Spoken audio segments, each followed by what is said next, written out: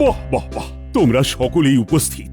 ভালো খবরই সবাইকে দেবার আছে। না মহারাজ, সকলে উপস্থিত নয়, বিজ্ঞানী অনুপস্থিত। যাই হোক, আমি যেটা বলতে চাইছি যে খবর এসেছে নবাব আমাদের এখানে পরিদর্শনে আসছেন আগামী পরশু। মহারাজ, এটা কি খুব শুভ সংবাদ? আহা, নবাব আসছেন যখন তখন নিশ্চয়ই শুভ সংবাদ। আমাদের কৃষ্ণনগর নবাব বাহাদুর বিশেষ পছন্দ করেন কিনা, তাই হাওয়া খেতে আসছেন।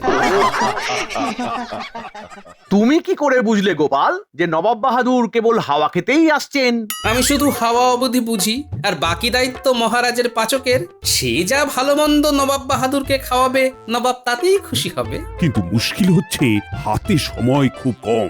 নবাব আসছেন আগামী পরশু। এখন এর মধ্যেই নবাবের আপ্যায়নের জন্য আমাদের যা সমস্ত বন্দোবস্ত করে ফেলতে হবে। মহারাজ, নবাব বাহাদুর এর আগে যতবার এসেছেন তিনি এই প্রাসাদের তার বিশেষ পছন্দের ঘরে থেকেছেন। আমি ইতিমধ্যেই সেই ঘর একেবারে ঝকঝকে তকতকে করে রেখেছি। বাহ বাহ বাহ, বেশ বেশ বেশ। ইতিমধ্যে ঝকঝকে করা হয়ে গেছে মহারাজ। মন্ত্রীমশাই মনে হয় মাঝে মাঝে সেই ঘরে গিয়ে বিশ্রামও নেন। বাজে কথা বলবে না গোপাল, আমার বিশ্রাম নেওয়ার কি ঘরের অভাব পড়েছে? তোমরা চুপ করো তো। আমি যেটা বলতে চাই গোপাল, বলুন মহারাজ। নবাব তোমাকে বিশেষ পছন্দ করেন। আগে মহারাজ, আমাকে অবশ্য দু একজন বাদে সবাই পছন্দ করে, আর আপনি তো আমাকে ভালোবাসেন মহারাজ। মহারাজ, মহারাজ মাফ করবেন, এটা কি আপনি ঠিক বললেন? আমি যদি বলি যে নবাব বাহাদুর আপনাকে সব থেকে বেশি পছন্দ করে কারণ আপনি মহারাজ, আর তারপরেই যদি কারো স্থান হয় তাহলে সেটা আমি, কারণ আমি মন্ত্রী। হ্যাঁ, সে হয়তো করে, কিন্তু নবাবের মতিগতি না সব সময় আমিও বুঝতে পারি না। কিন্তু গোপালকে নবাব বিশেষ পছন্দ করেন, আর এটা নবাব নিজের মুখেই আমাকেই বলেছিলেন। একই সাথে নবাব আক্ষেপও করছিলেন যে গোপালের মতো একজন তাঁর সভায় থাকলে খুব ভালো হতো। শুনেছি মহারাজ, আমি জানি নবাব বাহাদুর আমাকে খুব পছন্দ করেন, একই সাথে ভরসা করেন আর বিশ্বাস করেন। আমারও সেটাই মনে হয়। উনি আমার কবিতা শুনতে আগ্রহী হন না, কিন্তু গোপালকে নিয়ে তিনি সব সময় আগ্রহী। ঠিক বলেছ। তাই আমি চাই নবাবের আপ্যায়নের সমস্ত দায়িত্ব গোপালকে দিতে। কি গোপাল, পারবে তো? বিলক্ষণ মহারাজ। তুমি থাকবে সর্বাগ্রে। তুমি ফুলের ডালা নিয়ে নবাবকে বরণ করবে, তাকে রাজপ্রাসাদে নিয়ে আসবে। তিনি যখন বিশ্রাম নেবেন তখন তার খোঁজ নেবে। এছাড়া নবাব যে কদিন থাকবেন তাকে হাস্যরসে মুজিয়ে রাখবে। কোনো অসুবিধে নেই মহারাজ, আমি সমস্ত দায়িত্ব পালন করব। আমি কৃতজ্ঞ আমাকে এই দায়িত্ব দেওয়া হচ্ছে বলে। কিন্তু কিন্তু মহারাজ, এটা কি করে সম্ভব? এই দায়িত্বের জন্যই আমি মন্ত্রী, আমি থাকি। এবারে তার আর প্রয়োজন দেখছি না। আর তুমি তো থাকছোই, কিন্তু সব সময় নবাবের সাথে ওঠা পড়া তোমার না করলেও চলবে। এখন চিন্তার ব্যাপার হলো যে নবাব যেদিন আসবেন সেদিন সবাইকে উপস্থিত থাকতে হবে। আমরা সকলেই থাকবো মহারাজ। বিজ্ঞানীর কি হলো খবর নাও গোপাল। সে আসে না কেন? সে কি ভয়ঙ্কর কোনো গবেষণায় লিপ্ত? তাই মনে হয় মহারাজ। যখন সে গবেষণা করতে থাকে তখন আহার নিদ্রা সে ভুলে যায়। আমি এক্ষুনি তার খবর নিচ্ছি মহারাজ। তাহলে তুমি কিভাবে ব্যবস্থা নেবে গোপাল? মহারাজ, সবার আগে আমার নিজের বাড়ির বাজার করে দেব। এক ফোঁটা ঘিও নেই। বটে। গোপাল, তুমি বাড়ির জন্য ঘি কিনবে, তাতে নবাবের কি যায় আসে? চিন্তা করবেন না মন্ত্রী মশাই, আমি একই সাথে দেখে নেব নবাবের জন্য ভালো বাজার কি করা যায়। কেমন? সে কাজ তো তোমাকে দেওয়া হয়নি গোপাল। মহারাজ, পাচক রান্না করে, কিন্তু আমি জানি নবাব কি খেলে সন্তুষ্ট হবে, সেই মতো বাজার করতে হবে বই কি। ঠিক গোপাল, ঠিক। আচ্ছা মন্ত্রী, তুমিও এখানে গোপালকে সাহায্য করো। কাল তোমরা দুজনে একসাথে বাজারে যাবে। গোপাল, এবার তোমায় বাজার করা দেখাচ্ছি। উল্টে পড়ে থাকবে, নবাবের সামনে আসতেই পারবে না। এ তো খুব ভালো কথা, তাই হোক।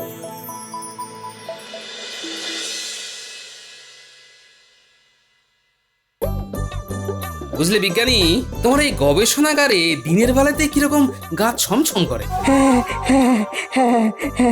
আরে, তুমি ওই গামলার উপর হয়ে কি করো? এটা ওই গবেষণারই একটা অংশ বলতে পারো। মহারাজ যে বড় চিন্তিত, তুমি আসছো না। হ্যাঁ, আমি কয়েকদিন পর থেকে নিশ্চয়ই যাব। একটা আবিষ্কারের শেষ পর্যায়ে এসে গেছি। বাহ, সে তো খুব ভালো কথা, কিন্তু নবাব আসছে পরশুদিন। ও বাবা। সবাইকে যে উপস্থিত থাকতে হবে নবাবের সামনে, না হলে যে তার অসম্মান হবে। আচ্ছা বেশ, কাল থেকে আমি যাব। তোমার আবিষ্কারখানা কি যদি একবার বলো বিজ্ঞানী। হ্যাঁ গোপাল, তোমাকে বলতে বার থাকি। এই দেখো। এ তো একখানা বুড়ি, ওই গুলির মতো, কিন্তু কাঁচের নয়। না, কাঁচের নয়। আর এই দেখো মিশ্রণ। এই মিশ্রণ কিছুটা গুলির উপর মাখিয়ে তাতে আগুনের ছোঁয়া দিতে হবে। তাতেই এটা থেকে ধোঁয়া বেরোবে। এই ধোঁয়া বিষাক্ত ধোঁয়া নয়, আর এতে সুন্দর গন্ধ বেরোবে। আচ্ছা বুঝলাম, কিন্তু এই ধোঁয়া যার মুখে লাগবে সে কিছুক্ষণের জন্য চোখে খুব কম দেখবে। ধরো গোটা একবেলা। হ্যাঁ, ওই সময় সে কোনো কিছু শুনতেও পাবে না। হ্যাঁ, সে কি? যদি যুদ্ধ বাঁধে তাহলে এই ধোঁয়া খুব কাজে আসবে। অদ্ভুত আবিষ্কার তোমার। কিন্তু বিজ্ঞানী, ধরো আমি এটা দিয়ে আমার শত্রুপক্ষকে একদিনের কালা আর চোখে যাতে দেখতে না পায় তার জন্য ধোঁয়া দিলাম, কিন্তু সেই ধোঁয়া তো আমার মুখেও আসতে পারে, তখন কি উপায় হবে? সে কথা আমি ভেবেছি অবশ্যই। তার জন্য এই কাপড়, এটা মুখে বেঁধে নিতে হবে। যে সে কাপড় নয়, ধোঁয়া লাগলে এই কাপড় শুষে নেবে, যেটা যেটা আবার অন্য কোনো কাপড় পারবে না। মানে শত্রুপক্ষ মুখে কাপড় বেঁধে ধোঁয়া আটকাবার চেষ্টা করলেও কিছু আটকাতে পারবে না। তুমি এটা মানুষের উপর পরীক্ষা করে দেখেছো? আমি ইতিমধ্যেই 25 জনের উপরে প্রয়োগ করে দেখেছি, পুরোপুরি সফল। চমৎকার বিজ্ঞানী, চমৎকার। তোমার গবেষণা তাহলে চূড়ান্ত সফল। মহারাজ তো তোমাকে পুরস্কার দেবেই। তবে এক্ষুনি কিছু বলার দরকার নেই, কেমন? অন্য কেউ আসুক, কাউকে তোমার এই আবিষ্কারের কথা বলবে না, বুঝলে? কারণ দেওয়ালেরও কান আছে। না না, আমি এই মুখে কুলু পেটে দিলাম। এখন নবাব এসে ফিরে যাক, তারপর যা ঘোষণা করবার করবে। আমি এখন আসি। হ্যাঁ, নিশ্চয়ই গোপাল, সাবধানে যাও। সবই তো বুঝলাম মন্ত্রীমশাই, কিন্তু এ কেমন ধরা কাজ? চুরি না, ডাকাতি না, শেষে বাজারে গিয়ে সব থেকে সস্তা ঘি বেচতে হবে। শুধু কি তাই, সেই ঘিয়ে আবার জোলাপ মেশাতে হবে। হ্যাঁ, ছদ্মবেশে বাজারে গিয়ে বসবি।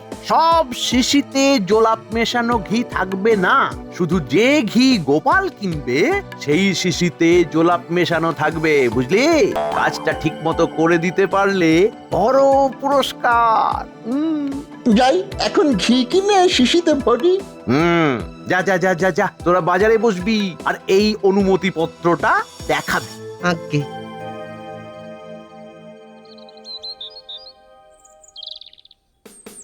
গোপাল, গোপাল দেখছি বেশ বড় একখানা থলি নিয়েছো। অনেক কিছু কিনতে হবে যে, চাল, তেল, নুন।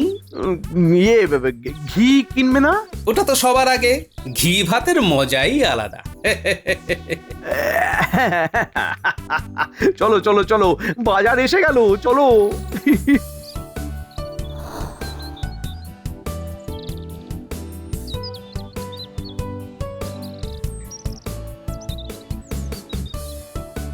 আসুন আসুন, কি সৌভাগ্য আমার, খুব ভালো চাল আছে। এই তোমার চালের দাম বড় বেশি। আগে সস্তার চালও আছে, তবে কাঁকড় বেশি হলে আমাকে পরে দোষ দিও না গোপাল। সব থেকে সস্তা যেই চাল তার একটা বস্তা তৈরি রাখো, আমি ওদিকে ঘি আর মাছ নিয়ে আসি।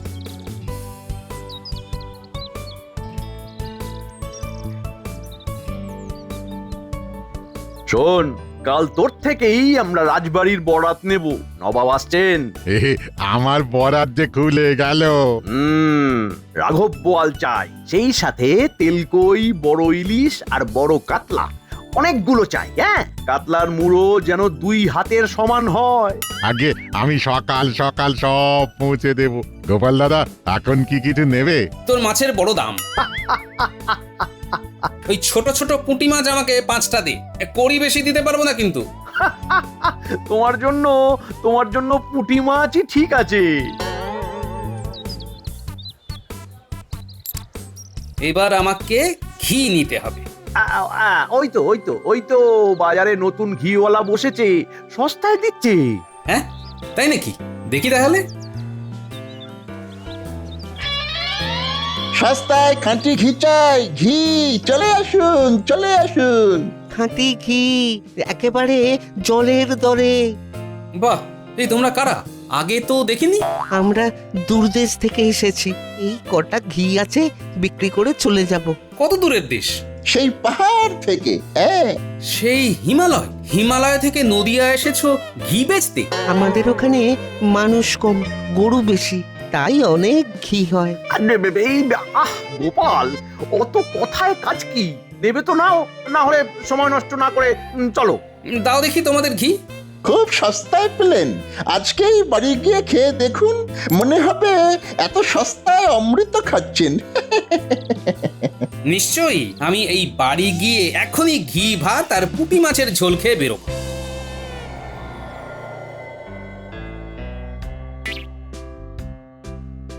তাহলে বিজ্ঞানী, খুব শিগগিরই তোমার থেকে সুখবর পাচ্ছি। হ্যাঁ মহারাজ, আমার আবিষ্কার প্রায় সম্পূর্ণ। কাল নবাব আসছেন। মহারাজ, আমাদের পূর্ণ প্রস্তুতি নেওয়া হয়ে গেছে মহারাজ।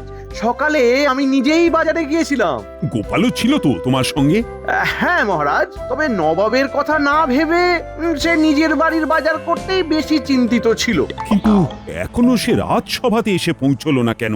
না, এ তো ভারী অন্যায়। কি আর বলবো মহারাজ, আপনি নিজে গোপালকে এত ভরসা করেন, অথচ তাকে যখন কোনো দায়িত্ব দিয়েছেন তখনই সে কামাই করতে শুরু করে দেয়। গোপালের আসবার সময় তো পেরিয়ে গেছে মহারাজ।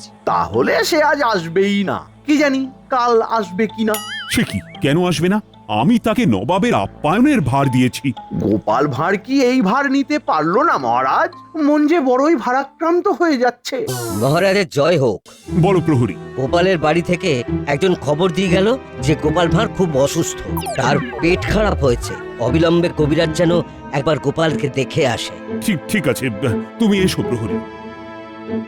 হ্যাঁ, ছি ছি ছি ছি ছি মহারাজ, মহারাজ গোপাল শেষে পেট খারাপের বাহানা দিল। ছি! বুদ্ধ, তুমি শিগগিরই গোপালের বাড়ি যাও।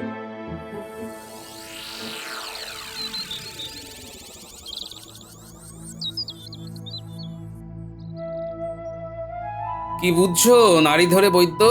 তুমি এক্ষুনি আমাশার পাঁচন দাও, আমাকে কালকের মধ্যে সুস্থ হতেই হবে। কিন্তু এই রকম তামাশা বাঁধলো কি করে? কি জানি, সকালবেলা বাজার থেকে বেশ ভালো ঘি পেলাম, আর ঘি ভাত খেয়ে সবে রাজসভার জন্য বেরোবো, ব্যাস আর পারলাম না। তারপর থেকে প্রকৃতির ডাকে আমি খালি ছুটছি। এই তুমি কার থেকে ঘি নিয়েছো শুনি? ওই দুজন নতুন এসেছিল, ওরা নাকি পাহাড় থেকে এসেছে। ওদের ওখানে মানুষ কম, গরু বেশি, আর ঘি তো নিলাম ওদের থেকেই। যাই হোক, ওই ঘি আর খাবার দরকার নেই, আমি পাঁচন দিচ্ছি। তবে কালকের মধ্যে সুস্থ হবে কিনা সেটা বলা যাচ্ছে না।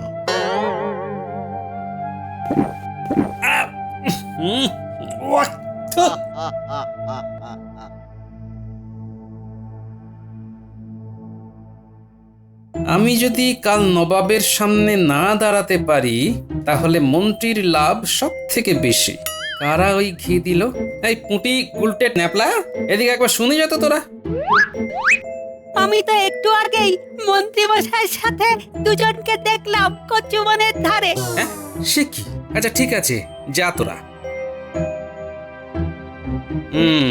মনে হচ্ছে বটা ঘটা আর মন্ত্রী ছক্কসে আমাকে ঘি বিক্রি করেছে। কাল রাজসভাতে আমি বলে ফেলেছিলাম যে আর কিছু না হোক ঘি আমাকে কিনতেই হবে। মন্ত্রী নিজেই বলল দুজন সস্তায় ঘি দিচ্ছে। আচ্ছা, আমার মাথার ঘিলু কি কমে গেল? হ্যাঁ, ঠিক ওই দুজন বটার ঘটাই, পুরোটা সাজানো। বেশ, আমিও দেখি কি করতে পারি।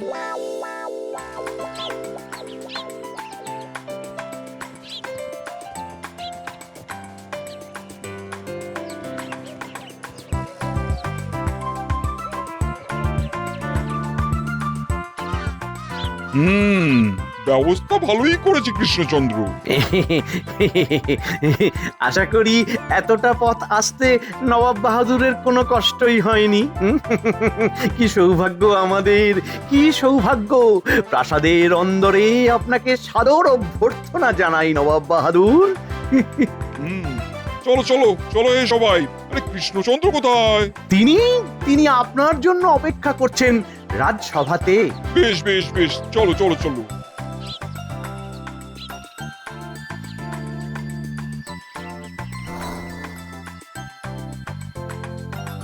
কৃষ্ণচন্দ্র, তুমি সভা চালাও, আমি বরং বিশ্রাম নিই। নিশ্চয়ই নিশ্চয়ই, আপনার বিশ্রামের জন্য সুসজ্জিত কক্ষ প্রস্তুত। গোপালকে দেখছি না যে। গোপাল একটু অসুস্থ হয়ে পড়েছে। তা সে কবে সুস্থ হবে? আমি গোপালকে দেখে এসেছি, সে ওই 3-4 দিনের মধ্যেই সুস্থ হয়ে যাবে। ভেবেছিলাম পরশু চলে যাব, কিন্তু গোপালকে না দেখে যেতে মন মানছে না। গোপাল সুস্থ হয়ে আসুক, তারপরেই যাব।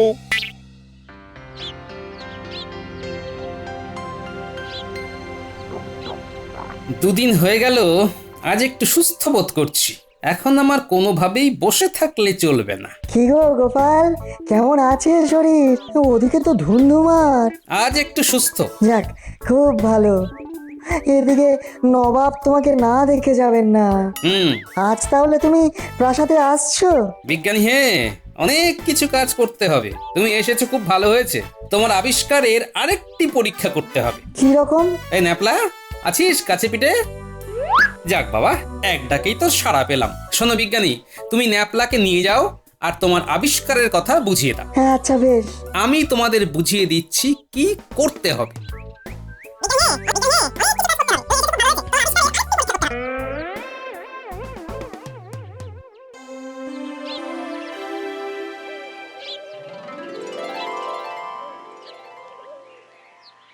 সত্যি করে বলো দেখি, গোপালের কি হয়েছে? আজ 3 দিন হয়ে গেল, সে এসে আমার সাথে দেখা করছে না কেন?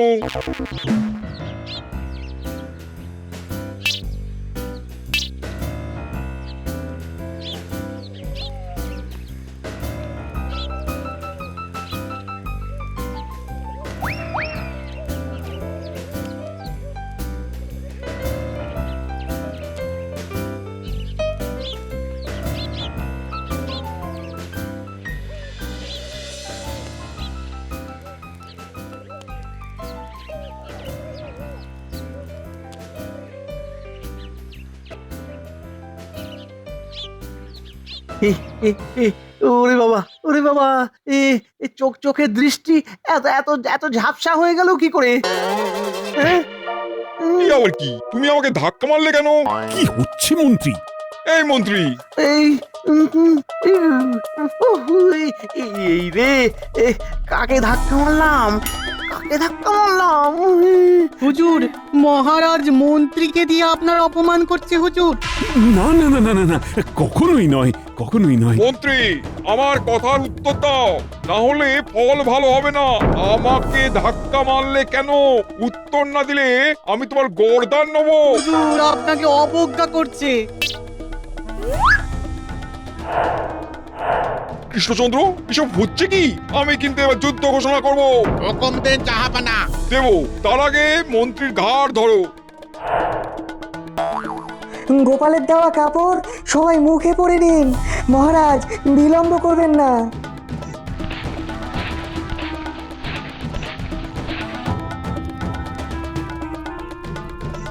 এসব হচ্ছে কি? এই এই ওরা কারা পাটকাঠি চালাচ্ছে? এই যে আমি এসে গেছি নবাব বাহাদুর। কি ব্যাপার? এসব হচ্ছে কি? সবাই মুখে কাপড় পরেছে কেন? গোপাল, তুমি কোথায় ছিলে? বলো, মন্ত্রী এরকম করছে কেন? মন্ত্রী কালা হয়ে গেছে নবাব বাহাদুর। আপনিও আর এখানে থাকবেন না, তাহলে সবাই আপনারা কালা হয়ে যাবেন। ওই মন্ত্রীর মতো হাল হবে। এই সব আমাকে অপমান করার জন্য। চলো যুদ্ধ শুরু করো। কি কাণ্ড! ও গোপাল, আমাকে সব বুঝিয়ে বলবে? যত নষ্টের গোড়া আপনার মন্ত্রী। আর এই যে দেখছেন, এই সব বিজ্ঞানীর নতুন আবিষ্কার। আক্রমণ! ওরে বাবারে! আক্রমণ! কিন্তু গোপাল, নবাব আক্রমণ বললেও সেনারা কেউ কিছু করছে না তো। ওরা কানে কেউ কিচ্ছু শুনতে পারছে না, চোখেও ভালো দেখতে পাচ্ছে না। মহারাজ, এই বেলা নবাবদের জুরি গাড়িতে করে মুর্শিদাবাদ পাঠিয়ে দিন, কাল পৌঁছে যাবে। এরকম হয়ে থাকবে নাকি? আগে একটা গোটা দিন গোটা রাত সব বুঝতে বুঝতে নবাব তার জায়গায় পৌঁছে যাবে মহারাজ। সেই ভালো। সেনাপতি, তুমি সৈন্য নিয়ে নবাবদের সবাইকে ধরে জুরি গাড়িতে তুলে দাও। গাড়ি যাবে সোজা নবাবের প্রাসাদে। যে আজ্ঞে মহারাজ। এবার তাহলে কি করা যাবে মহারাজ? শত্রুপক্ষকে ছেড়ে দেবো? হাজার হোক নবাব আমাদের অতিথি, এখন আমাদের মন্ত্রী হবে নবাবের অতিথি। এটা ঠিক কাজ করেছেন মহারাজ। কাল নবাব আর বাকিদের যখন হুঁশ ফিরবে, সবকিছু শুনতে পাবে, দেখতে পাবে, তখন আমি চাই নবাব আমার মন্ত্রীর সাথে বোঝাপড়া করে নিক। নির্ভুল মহারাজ। এই সোজা নবাব আর বাকিদের নিয়ে চলে যাও মুর্শিদাবাদ।